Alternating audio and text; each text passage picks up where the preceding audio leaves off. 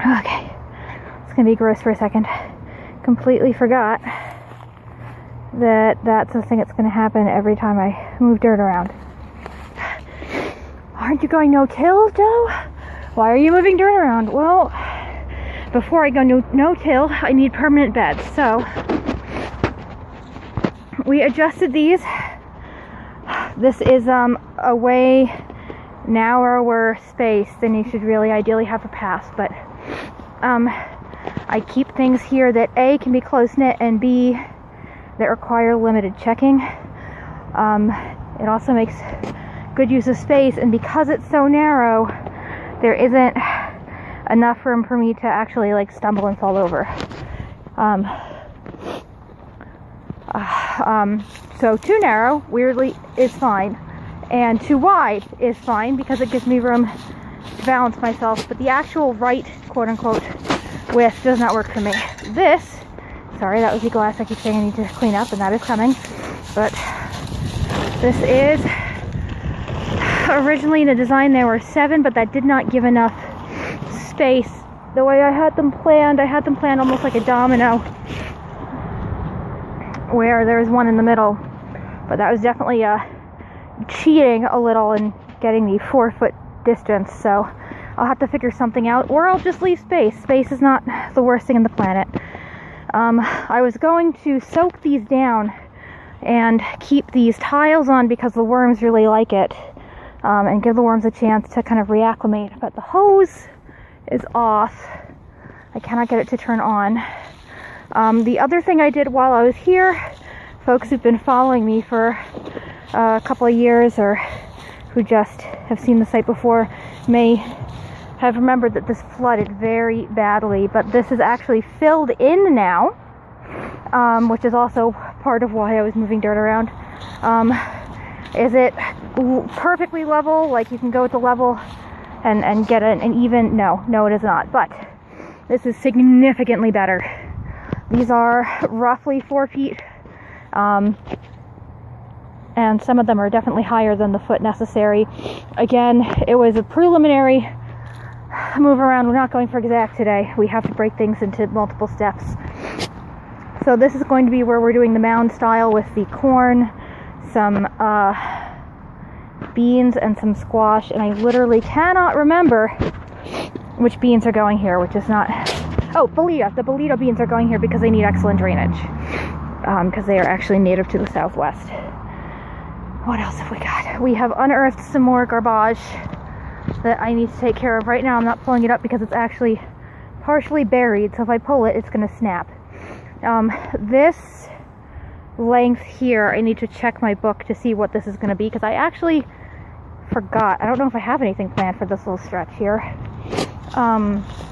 I did check the temperature. The hot compost is still not hot. It obviously needs time. I think the time is supposed to be about 2 weeks.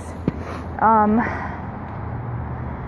as I walk around with you, I'm making mental notes. I found some of the wider... Oh boy, that was like something out of a cartoon. So, fun lesson, look at where you put your tools. Yes, I did just do the rake thing. There it is. Right now, I'm putting them typically in here. I don't know why I didn't put that away. More attention needs to be paid. Don't do what I do. But I'm unearthing some of the cinder blocks that have the larger holes. So as I find those, this is another one. This is a note to self as much as a note to you. As I find those, there's another one back there. I am going to be replacing the edging here with the wider ones so I can put florals in them. I was considering doing I think it's Portulaca. I'm very low brain, but I'm not sure if those might, if I put excellent, like lots of pebbles in there and some sand, those might be a nice border, but I also haven't been able to find a good definite like yes or no on whether those would fit. I also leveled out this walk, which I forgot to mention. It had a very serious slope over there, so I pulled some down on the side to level that out because I was definitely having a lot of wheelbarrow tipping issues. I moved these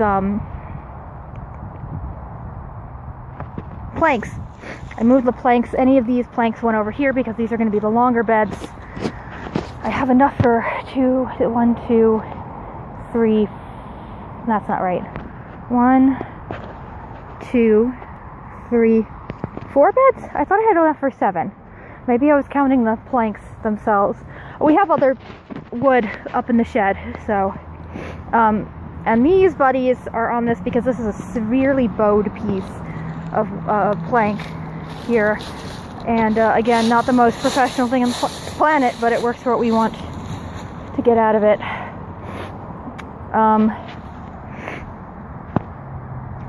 I was hoping, my aim with filling this under here with leaves was that because it was moister down there, that the worms had kind of vermicomposted, but with how cold it got, they kind of stayed farther underground, and the tarps did not think this through, kept everything dry after a while, which is literally the opposite of what we were hoping for.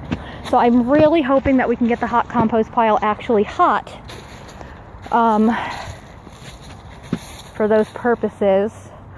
Other things that we have to... Whoa! Buddy! Friend! Whoop. So, if you have not followed me before, you should know that if there is a large buddy, you will get introduced because I love them.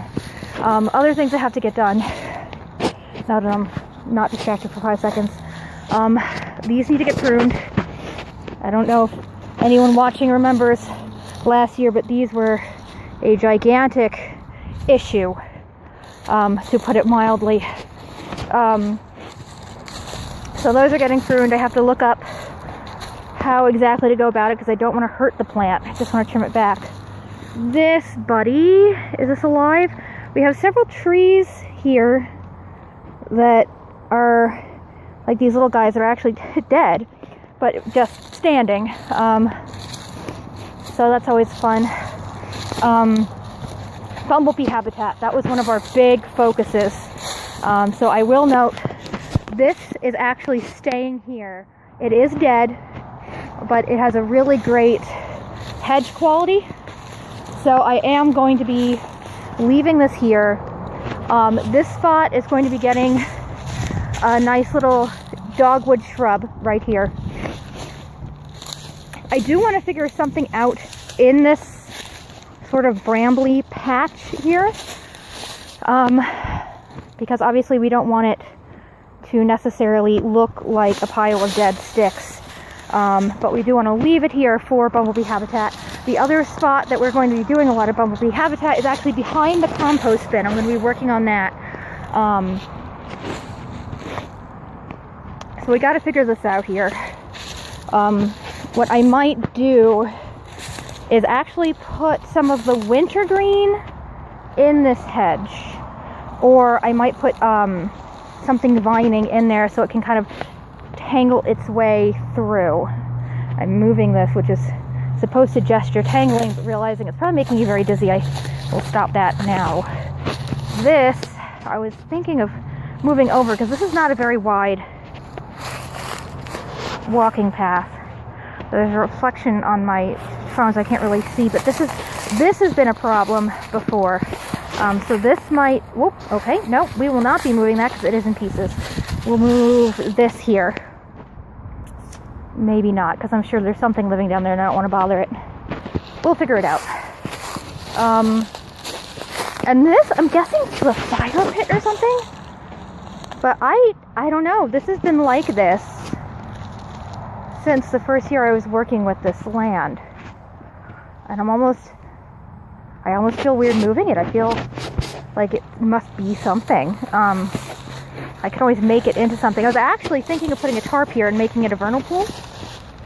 Haven't figured that out yet though. These bricks here were originally going to be making some wildfire patch. That would be bad. Wildflower patch. One of the biggest issues that we're having right now, I say we, I really mean I, but I include, anyone who helps, is there's a lot of brush here. And my concern is that when trying to make more habitat for things like bees and pollinators. I don't want to accidentally disturb something that they're already living in. I know that bumblebees in particular like these kind of brushy areas, because if rodents dig holes down there and abandon them or just move on, bumblebees take up residence in there. So obviously I don't want to take away something that they already have and say, hey, it's for you. So, you know, you can give something food, but you don't want to take away their house to do it. Did I point out where this is? This is going to be the resited beehives, theoretically, if I can break up the literal concrete enough to move it. And I have to figure out what to do with this. This is down poison ivy line that was going up this. It was really bad. If anybody knows how to properly dispose of that, please reach out to me and let me know, because I don't know. And then at some point soon, I will be donning the bee suit to go in there, because in case they were able to keep up their numbers, it doesn't look like that's the case. It looks like they bees only live about 6 weeks, so without a queen to constantly repopulate, a hive can die. And that was part of the problem that we had there. Was we had a queen failure, a couple queen failures actually. One was my fault, very much so. But yeah, I don't know if there's anything else taking up residence in there, and I don't want to go in bare in case there's, say, yellow jackets or something. Those are not my friends. You didn't know they're our friends. Another completely random thing, but whenever I come out and I know I'm doing some heavy work, I bring a change of shoes, specifically because I do not want to track mud, because these are pretty filthy now. I don't want to track mud all over the floors that someone is working really hard to clean, whether it's at a retail location, doing errands, or going over to, whoops, I didn't realize this was upside down. Sorry guys. Nope. Wasn't upside down. Going over to Bumble Bay's little cafe area. I don't want to make more work for somebody, so we roll these up because it gets muddy, and we take these off. These need a cleaning pretty desperately, and yeah, we swap it out. And that's really that. I want to get more done today, but I can't. I don't want to burn myself out, so we gotta, what was it called? Pace. We have to pace ourselves. So that's that. And later on, I will give an update on some seedlings which have started to germinate. Ta-da!